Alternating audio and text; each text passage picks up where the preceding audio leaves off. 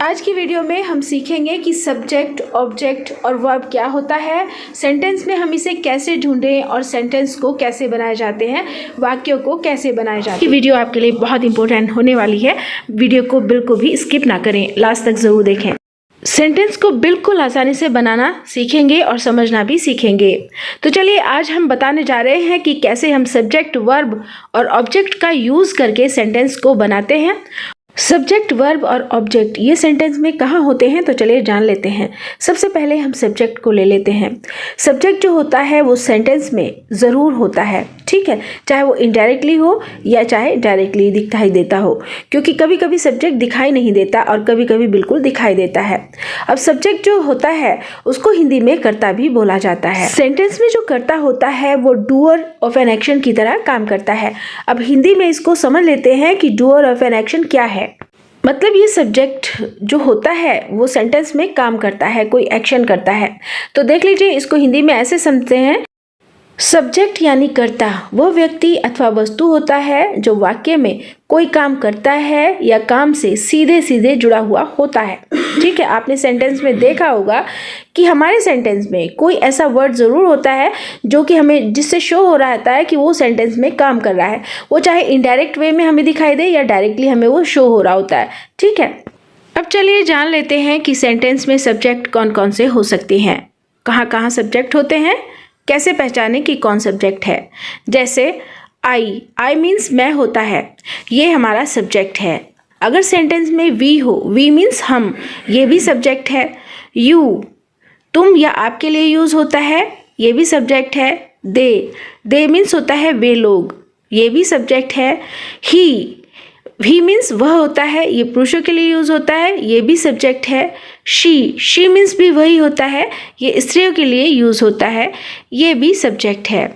अब आता है इट होता है, का यूज़ मीन्स यह होता है, इट मीन्स यह होता है, और ये जानवरों, मौसम या निर्जीव चीज़ों के लिए यूज़ होता है, ये भी सब्जेक्ट है। वस्तुओं के लिए भी इट ही यूज़ होता है, जैसे पेन, पेंसिल, फर्नीचर आदि के लिए भी इट ही यूज़ होता है। अब आता है दिस मीन्स भी यही ही होता है, और दिस का यूज़ हम कहाँ करते हैं, जब हम कोई चीज़ हमारे पास होती है और उसके बारे में हम बता रहे होते हैं, ठीक है, कि अरे इसे देखो, ठीक है, कोई चीज़ हमारे पास है उसके बारे में हम किसी को बता रहे, कोई इंसान है, कोई वस्तु है, कुछ भी हो सकता है। फॉर एग्जाम्पल हम कह रहे हैं कि इसे देखो, लुक एट दिस, ठीक है, तो यहाँ हम दिस का यूज करेंगे। और दैट का यूज हम कहाँ करते हैं, जब कोई चीज हमसे दूर है और हम इशारा करके उसके बारे में बता रहे हैं कि वो देखो, वह देखो, ठीक है, तब हम दैट का यूज करते हैं। फॉर एग्जाम्पल कोई लड़का हमसे दूर खड़ा है और हम बता रहे हैं कि वह लड़का देखो, तो क्या बोलेंगे, लुक एट दैट बॉय, इशारा करके बता रहे हैं हमसे दूर है, ठीक है, तब हम दैट का यूज करेंगे। दीज का मतलब भी ये सब होता है। अब लास्ट है दोज मीन्स होता है वो सब। तो ये जो जितने भी वर्ड्स थे, जितने भी शब्द आते हैं सेंटेंस में, ये सब सब्जेक्ट बनने का काम करते हैं, इनको हम सबको सब्जेक्ट कहते हैं।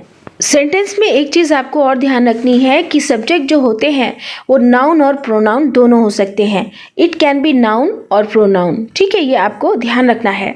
मतलब ये नाउन भी हो सकते हैं और प्रोनाउन भी हो सकते हैं।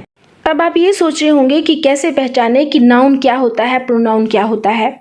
इस नाउन और प्रोनाउन की डेफिनेशन को हम डिटेल से दूसरी वीडियो में समझेंगे, लेकिन यहाँ अभी मैं शॉर्ट करके बस इतना ही बता रही हूँ कि नाउन जो होता है वो सब्जेक्ट में नेमिंग वर्ड की तरह काम करता है, ठीक है।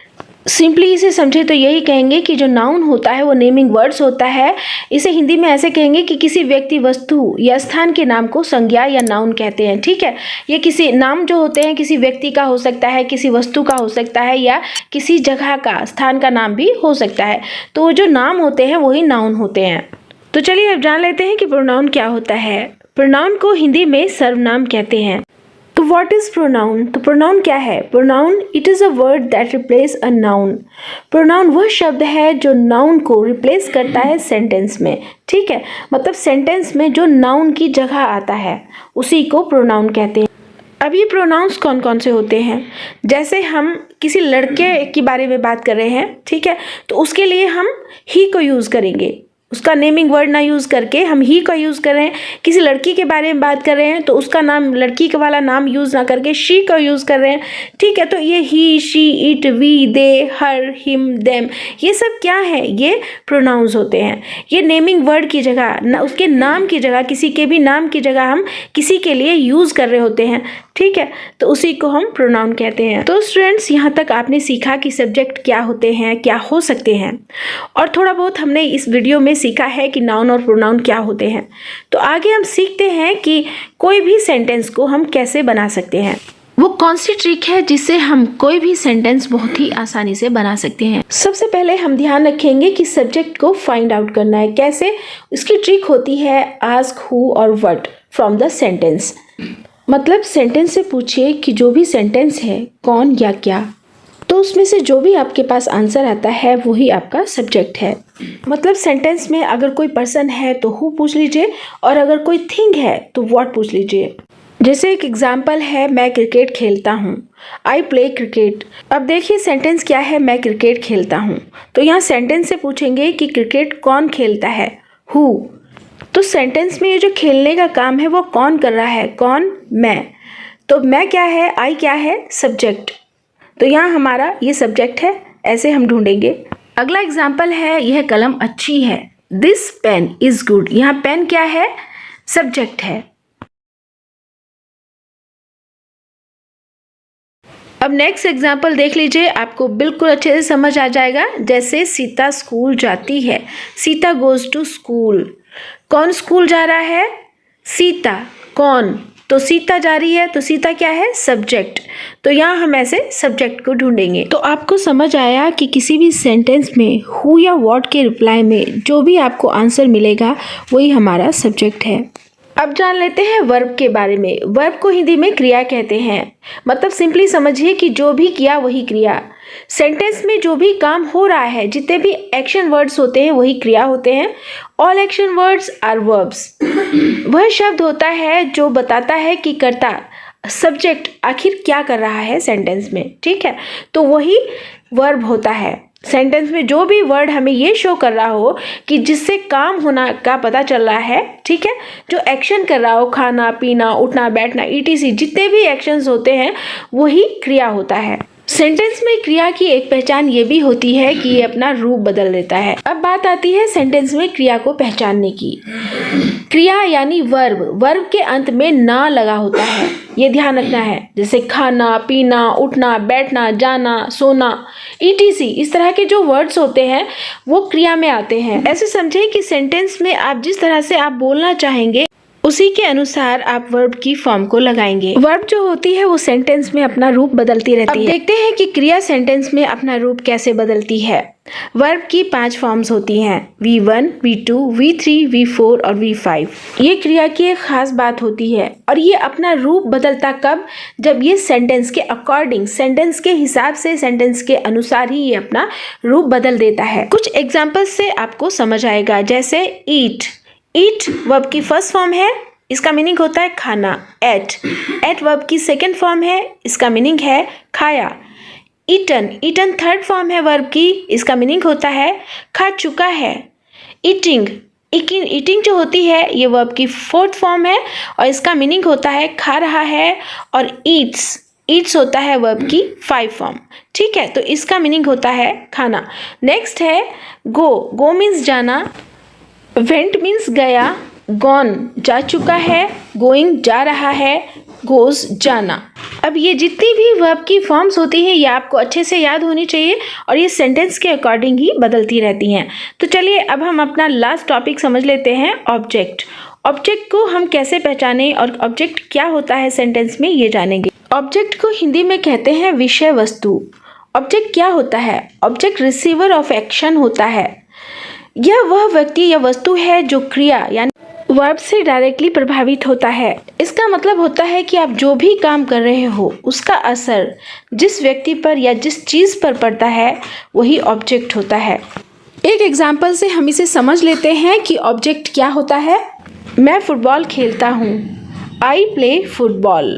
अब देख लीजिए सेंटेंस को ध्यान से देखिए कि आई प्ले, प्ले क्या है, वर्ब है, खेलना, ठीक है। खेल कौन रहा है? आई है सब्जेक्ट। और क्या खेला जा रहा है? फुटबॉल। तो फुटबॉल क्या हुआ? ऑब्जेक्ट। और खेलना हमारा वर्ब हुआ, ठीक है। और फुटबॉल हमारी यहाँ पर ऑब्जेक्ट हो जाता है। सेंटेंस में ऑब्जेक्ट को हम कैसे पहचान लेंगे? एक ट्रिक ये भी है कि हम सेंटेंस को पहले रीड करेंगे, पढ़ेंगे और उसमें देखेंगे काम है हमारा वो क्या हो रहा है, ठीक है।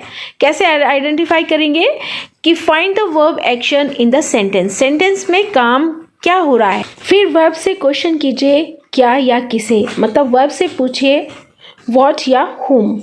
इसके आंसर में जो भी आ जाएगा वही हो जाएगा आपका ऑब्जेक्ट। अगर कोई पर्सन है तो whom पूछ लीजिए और अगर कोई थिंग है तो what पूछ लीजिए। जैसे कुछ एग्जाम्पल्स हैं, इनसे आप अच्छे से समझ लीजिए। मैं अंग्रेज़ी बोलता हूँ, आई स्पीक इंग्लिश। तो मैंने आपको क्या बताया कि ऑब्जेक्ट को फाइंड आउट करने के लिए सबसे पहले वर्ब को खोजना होता है, ढूंढना होता है। इस सेंटेंस को ध्यान से देखिए कि इस सेंटेंस में काम क्या हो रहा है। यहाँ बोलने का काम हो रहा है, आई स्पीक इंग्लिश। तो स्पीक क्या हुआ? वर्ब हुआ। काम क्या हो रहा है?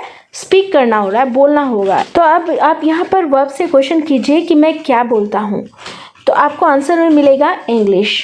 जो इंग्लिश है वही आपका ऑब्जेक्ट है, ठीक है। तो आप ऐसे फाइंड आउट करते हैं। नेक्स्ट देख लीजिए, आई मीट हर, मैं उससे मिला। अब देखिए इस सेंटेंस को ध्यान से देखिए कि यहाँ काम क्या हो रहा है? मिलना, ठीक है। मिलना क्या है? मीट क्या है? वर्ब है।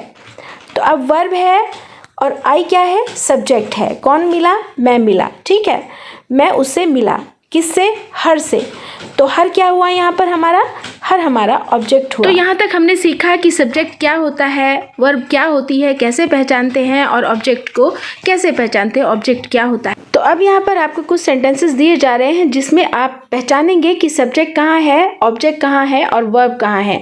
और इनमें से किसी एक को भी या फिर तीनों को ही अगर आप कर लेते हैं और कमेंट बॉक्स में आप मुझे लिख कर बताइए, कोई एक भी अगर कर लेते हैं तो मैं समझूंगी कि आज की जो वीडियो है वो आपको अच्छे से समझ आई है। ये पूरा कॉन्सेप्ट जो है आपका क्लियर हुआ है। ओके स्टूडेंट्स, मिलते हैं फिर नेक्स्ट वीडियो में। चैनल पर अगर पहली बार आए हैं तो चैनल को सब्सक्राइब कर दीजिए, बेल आइकन को दबा दीजिए ताकि आने वाली वीडियो आपको सबसे पहले मिल जाए। Thank you.